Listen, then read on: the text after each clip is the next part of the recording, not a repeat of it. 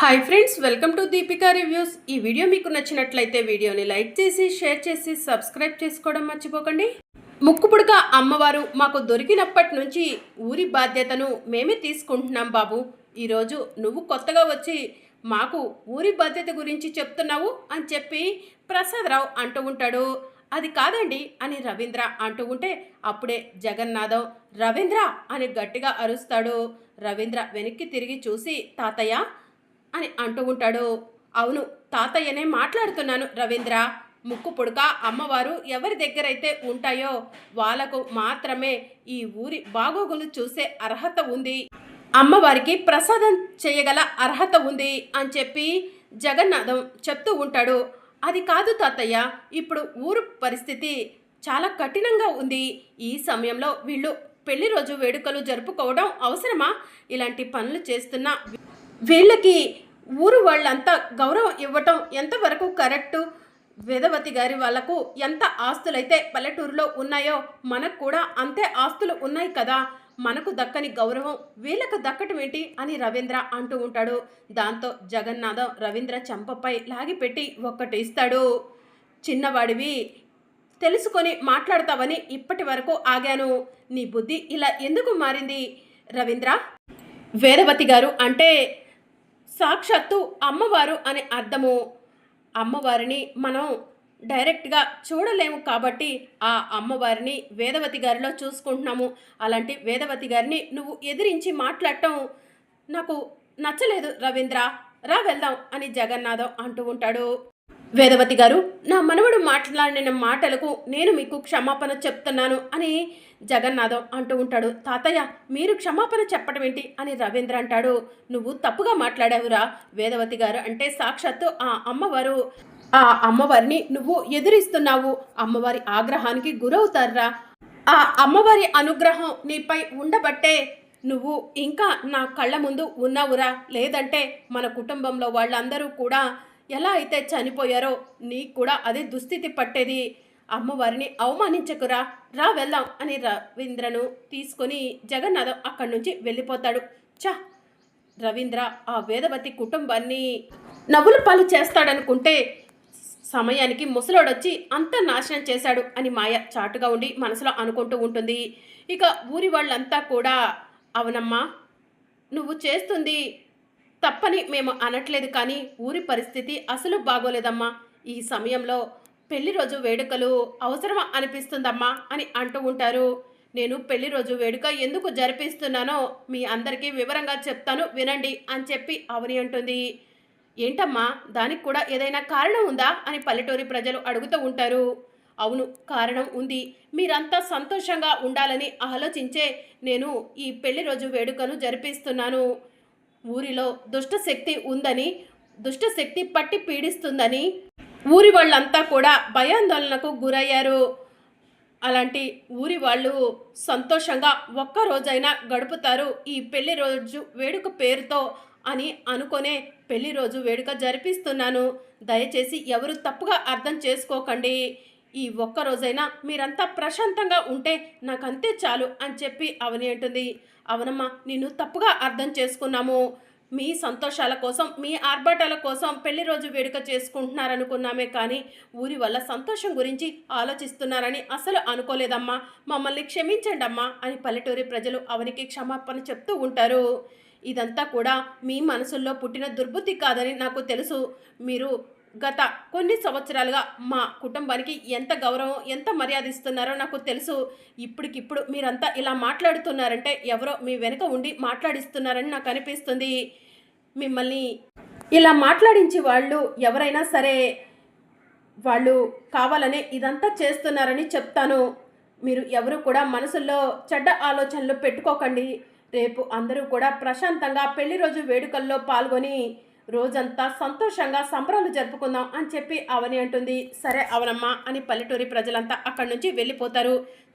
నేను ఇంత కష్టపడి ప్లాన్ చేస్తే ఈ అవని అందరి దృష్టిలో మంచిదైపోయి నా ప్లాన్ అంతా కూడా నాశనం చేసింది. ఓసే అవని, నీకు రోజు రోజుకి మంచి పేరు ఎక్కువైపోతుంది. మీ కుటుంబంలో ఎవరు బ్రతికున్నా కూడా రేపటి రోజున నాకు సమస్య తప్పదు. అందుకే మీ కుటుంబం మొత్తాన్ని కూడా ఈ చిన్న బాంబుతో లేపేస్తాను అని మాయ మనసులో అనుకుంటూ బాంబుని చూస్తూ ఉంటుంది. ఈ చిన్న బాంబు ఇంతమంది ప్రాణాలను తీసేయబోతుంది అని చెప్పి మాయ మనసులో అనుకొని ఆ బాంబుని ఎవరూ గుర్తుపట్టకుండా గ్రీన్ యాపిల్లో పెడుతూ ఉంటుంది. రేపు పెళ్లి రోజు వేడుకలో ఖచ్చితంగా పండ్లు ఫలాలు పెడతారు కాబట్టి ఆ పండ్లతో పాటు ఈ బాంబు ఉన్న పండును కూడా వేదవతి గారి దగ్గర పెడతాను. కుటుంబ సభ్యులంతా కూడా వేదవతి గారిని అంటి పెట్టుకొని ఉంటారు కాబట్టి కుటుంబం మొత్తం కూడా ఖాళీ బూడిదైపోతారు అని చెప్పి మాయ మనసులో అనుకుంటూ ఉంటుంది. ఇక మరోవైపు వేదవతి ప్రసాదరావు ఇద్దరు రూమ్లోకి వెళ్ళి ఒంటరిగా కూర్చొని ఆలోచిస్తూ ఉంటారు. ఏం ఆలోచిస్తున్నావు వేద అని ప్రసాదరావు అడుగుతూ ఉంటాడు. అవని శ్రీకర్ ఇద్దరు కూడా మన పెళ్లి రోజు వేడుక చేసి ఊరందరి మొహాల్లో సంతోషం చూడాలనుకుంటున్నారు. వాళ్ళు ఆలోచిస్తుంది మంచిదే, కానీ రేపు ఎలాంటి అపశృతి జరగబోతుందోనని భయంగా ఉందండి అని వేదవతి చెప్తూ ఉంటుంది. అప్పుడే అవని శ్రీకర్ వస్తారు. అత్తయ్య, ఎవరి మొహంలో బాధ లేకుండా అందరి మొహంలో సంతోషం చూడటమే నా ముఖ్య ఉద్దేశం. రేపు కార్యక్రమం గురించి మీరు ఎవరు భయపడకండి. కార్యక్రమానికి ఎటువంటి అడ్డంకులు అవరోధాలు లేకుండా రేపు నేను దగ్గరుండి కార్యక్రమం జరిపిస్తాను అని అవని అంటుంది. అది కాదమ్మా, ఇలాంటి పరిస్థితిలో పెళ్లి రోజు వేడుక అవసరమా అనిపిస్తుంది అని ప్రసాదరావు అంటూ ఉంటాడు. పెళ్లి రోజు అనేది ప్రతిసారి రాదు కదా మావయ్య. ఊరి వాళ్ళ సమక్షంలో మీకు పెళ్లి రోజు జరగాలని ఆ అన్నపూర్ణాదేవే రాసి పెట్టినట్టుంది. అందుకే మీరు పెళ్లి రోజు వేడుకకి ఈ పల్లెటూరులో ఉన్నారు. మీరెవరు కాదనకండి మోయ, ప్లీజ్ దయచేసి నేను చెప్పేది వినండి. ఈ ఒక్కసారికి నా మాట వినండి మోయ అని చెప్పి అవని అంటుంది. సరే అమ్మ అవని, నువ్వు ఇంతలా చెప్పిన తర్వాత మేము కాదనము అని ప్రసాదరావు చెప్తూ ఉంటాడు. నేను పెళ్లి రోజు వేడుకలకు అన్ని ఏర్పాట్లు చేస్తాను అని చెప్పి అవని అక్కడి నుంచి వెళ్ళిపోతుంది. అమ్మ, అంతా అవని చూసుకుంటుంది, మీరు కంగారు పడకండి అని చెప్పి శ్రీకర్ కూడా అక్కడి నుంచి వెళ్ళిపోతాడు.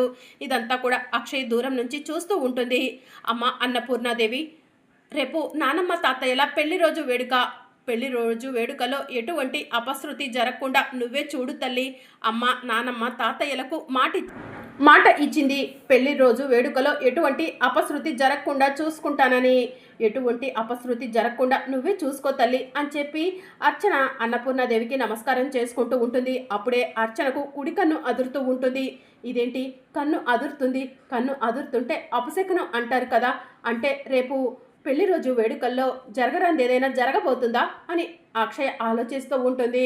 తాళపత్ర గ్రంథాలను చదివితే పెళ్లి రోజు వేడుకలో ఎలాంటి అపశృతి జరుగుతుందో తెలుస్తుందేమో అని చెప్పి అర్చన మనసులో అనుకుంటుంది. వెంటనే తాళపత్ర గ్రంథాలు ఉన్న పెట్టె దగ్గరకు వెళ్తుంది. ఎవరు చూడకుండా తాళపత్ర గ్రంథాలను ఓపెన్ చేసి చదువుతూ ఉంటుంది. పెళ్లి రోజు వేడుకలో అపశృతి అని రాసి ఉంటుంది. వేదవతి కుటుంబం మొత్తం కూడా ఖాళీ బూడిదైపోబోతుంది అని చెప్పి రాసి పెట్టి ఉంటుంది. అది చూసిన అర్చన ఒక్కసారి షాక్ అవుతుంది. ఏంటి, కుటుంబం మొత్తం కూడా ఖాళీ బూడిదైపోతుందా? ఎప్పుడు తాళపత్ర గ్రంథాలు చదివినా కూడా తాళపత్ర గ్రంథాల్లో ఉన్నట్టే జరుగుతుంది. ఈసారి కూడా పెళ్లి రోజు వేడుకల్లో కుటుంబం అంతా కూడా ఖాళీ బూడిదైపోతుందా? అలా జరగటానికి వీల్లేదు అని చెప్పి అక్షయ తాళపత్ర గ్రంథాలను పెట్టెలో పెట్టి అన్నపూర్ణాదేవి దగ్గరకు వచ్చి, అమ్మ అన్నపూర్ణాదేవి, నాది నీలాంటి జాతకం అంటారు, కారణ జన్మురాల్ని అంటారు. మరి నా కుటుంబాన్ని కాపాడుకునే శక్తిని నాకెందుకు ఇవ్వట్లేదమ్మా నువ్వు? నా కుటుంబం ఖాళీ బూడిదైపోబోతుందని తాళపత్ర గ్రంథాల్లో రాసి ఉంది. నా కుటుంబానికి ఎలాంటి ప్రమాదం జరగటానికి వీల్లేదు తల్లి. నీ శక్తితో నాకు రేపు నా కుటుంబానికి ఏం జరగబోతుందో తెలిసేలా చెయ్యి తల్లి అని చెప్పి అర్చన అమ్మవారికి నమస్కారం చేసుకుంటూ ఉంటుంది.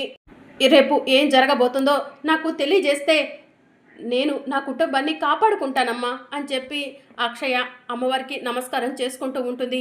అప్పుడే మాయ ఎవరూ చూడకుండా మెల్లగా రూమ్లో నుంచి బయటకు వస్తూ ఉంటుంది.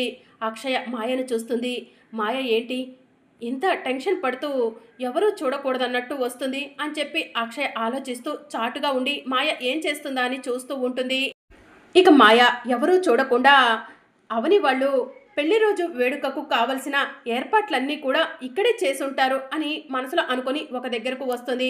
అక్కడ ప్లేట్లలో పువ్వులు, పండ్లు, స్వీట్స్ అన్నీ కూడా అరేంజ్ చేసి ఉంటాయి. అవని, రేపు నీ కుటుంబం అంతా కూడా ఈ ఒక్క బాంబుతో కాలి బూడిదైపోబోతుంది అని మాయ తనలో తానే మాట్లాడుకుంటూ తన చేతిలో ఉన్న యాపిల్ని చూస్తూ ఉంటుంది. యాపిల్ని పట్టుకొని కుటుంబం అంతా ఖాళీ బూడిదైపోబోతుందని మాయ ఎందుకంటుంది అంటే తాళపత్ర గ్రంథాల్లో రాసి ఉన్నట్టు ఈ మాయ వల్లే మా కుటుంబానికి ప్రమాదం జరగబోతుందా? అలా జరగటానికి వీల్లేదు. అసలు మాయ చేతిలో ఉంది యాపిలేనా ఇంకేమైనానా అని చెప్పి అక్షయ్ ఆలోచిస్తూ ఉంటుంది. మాయ, ఇన్ని రోజులు నువ్వు ఆ వసీకర్తో చేతులు కలిపావనుకున్నాను, కానీ మా కుటుంబాన్ని కూడా నాశనం చెయ్యాలని చూస్తున్నావని నేను అసలు ఊహించలేదు. మా కుటుంబం జోలికి వస్తే నేను చూస్తూ ఊరుకుంటానా? నీ ఆట కట్టిస్తాను మాయా అని అక్షయ్ చాటుగా ఉండి మనసులో అనుకుంటుంది. ఇక మాయ తన చేతిలో ఉన్న బాంబుని గ్రీన్ యాపిల్లో పెట్టి వేదవతి వాళ్ళు అరేంజ్ చేసిన ఫ్రూట్స్లో పెట్టబోతూ ఉండగా అక్షయ అమ్మవారిలాగా రెడీ అయ్యి మాయ దగ్గరకు వస్తుంది. మాయ అమ్మవారి గెటప్లో ఉన్న అక్షయ్ను చూసి నువ్వు నువ్వు అని కంగారు పడుతూ ఉంటుంది. నేను వేదవతి కుటుంబాన్ని కాపాడటానికి వచ్చిన అమ్మవారిని అని చెప్పి చెప్తూ ఉంటుంది. నేనేం చేయలేదు, నాకేం తెలీదు అని మాయ అంటూ ఉంటుంది. నువ్వు ఏం చేశావో ఏం చేస్తున్నావో నాకు తెలియదనుకుంటున్నావా మాయా? ఈ వేదవతి కుటుంబం సాక్షాత్తు నా కుటుంబం. నా కుటుంబాన్ని నా కళ్ళ ముందే నువ్వు కాలి బూడిద చెయ్యాలనుకుంటున్నావు. నిన్ను ఎలా ఊరుకుంటాను మాయా అని చెప్పి అమ్మవారి గెటప్లో ఉన్న అక్షయ మాయను అంటూ ఉంటుంది. ప్లీజ్ నన్నేం చెయ్యొద్దు, నేను చేసింది తప్పే, నన్ను క్షమించు అని చెప్పి మాయ అంటూ ఉంటుంది. నువ్వు చేసిన తప్పుకు నీకు శిక్ష పడాల్సిందే మాయా అని చెప్పి అమ్మవారి గెటప్లో ఉన్న అక్షయ మాయ వెనుక త్రిశూలం పట్టుకొని వెళ్తూ ఉంటుంది. ఇక మాయ భయంతో పరిగెడుతూ ఉంటుంది. అమ్మో, అమ్మవారి గురించి ఇన్ని రోజులు అవని వాళ్ళు చెప్తుంటే అమ్మవారు నన్ను ఏం చేస్తుందిలే అనుకున్నాను, కానీ అవని వాళ్ళ కుటుంబానికి నేను హాని కలిగించబోతున్నానని తెలుసుకున్న అమ్మవారు నన్ను ఇలా చంపాలని చూస్తుందని అసలు అనుకోలేదు. ఇప్పుడు నేను ఈ అమ్మవారి నుంచి ఎలా తప్పించుకోవాలి అని మాయ పరిగెడుతూ ఉంటుంది. మాయా, ఈరోజు నా చేతుల్లో నీ చావు తప్పదు. నువ్వు ఎంత దూరం పరిగెత్తినా నిన్ను వెంటాడి వేటాడి చంపేస్తాను అని అమ్మవారి గెటప్లో ఉన్న అక్షయ మాయతో చెప్తూ ఉంటుంది. ఇక మాయ పరిగెడుతూ నా ప్రాణాలను కాపాడుకోవాలి, నా ప్రాణాన్ని ఎలా కాపాడుకోవాలి, నేను ఎక్కడికి వెళ్ళినా ఈ అమ్మవారు నన్ను చంపుతుంది, నేను ఎలా బ్రతికిపోవాలి అని మాయ ఆలోచిస్తూ ఉంటుంది. ఇక అలా మాయ ఆలోచిస్తూ పరిగెడుతూ ఉంటే అమ్మవారి గెటప్లో ఉన్న అక్షయ త్రిశూలం పట్టుకొని మాయ వెనకే పడుతూ ఉంటుంది. నా ప్రాణాన్ని నేను కాపాడుకోవాలంటే నేను ఆ వసీకర దగ్గరకు వెళ్ళాలి, ఆ శవాల కోటలోకి వెళ్ళాలి, అప్పుడే నా ప్రాణాన్ని నేను కాపాడుకున్నదాన్ని అవుతాను అని చెప్పి మాయ మనసులో అనుకొని పరిగెడుతూ శవాల కోటలోకి వెళ్ళిపోతుంది. శవాల కోటలోకి వెళ్ళిన మాయను అక్షయ చూసి, మాయా, నువ్వు ఆ వసీకర్తో చేతులు కలిపావని ఇప్పుడు కన్ఫర్మ్ అయిపోయింది. నువ్వు శవాల కోటలోకి వెళ్ళగలిగావు. మాలాంటి వాళ్ళే శవాల కోటలోకి వెళ్ళలేకపోతున్నారు, కానీ నువ్వు వెళ్ళావంటే నువ్వు ఆ వసీకర్తో చేతులు కలిపావు, నిన్ను రెడ్ హ్యాండెడ్గా ఊరు వాళ్ళకు పట్టిస్తాను అని చెప్పి అక్షయ మనసులో అనుకుంటుంది. వెంటనే గెటప్ని చేంజ్ చేసి పరిగెత్తుకుంటూ ఊరి వాళ్ళ దగ్గరకు వెళ్తుంది. అందరూ త్వరగా రండి అని పిలుస్తూ ఉంటుంది. అందరూ కూడా అక్షయ్ దగ్గరకు వచ్చి ఏమైందమ్మా, ఎందుకు త్వరగా రమ్మంటున్నావు అని అడుగుతూ ఉంటారు. ఆ మాయ ఆ వసీకరతో చేతులు కలిపింది, మాయ వసీకర ఇద్దరు ఒకటే, ఆ మాయ కోటలోకి వెళ్ళటం నేను చూశాను అని అక్షయ పల్లెటూరి వాళ్ళకు చెప్తూ ఉంటుంది.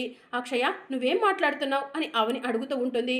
అవునమ్మా, నా కళ్ళారా నేను చూశాను, ఆ మాయ వసీకర కోటలోకి వెళ్ళింది అని చెప్పి అక్షయ్ చెప్తూ ఉంటుంది. మరి అప్కమింగ్ ఎపిసోడ్లో ఏం జరగనుందో తెలుసుకోవాలనుకుంటున్నారా?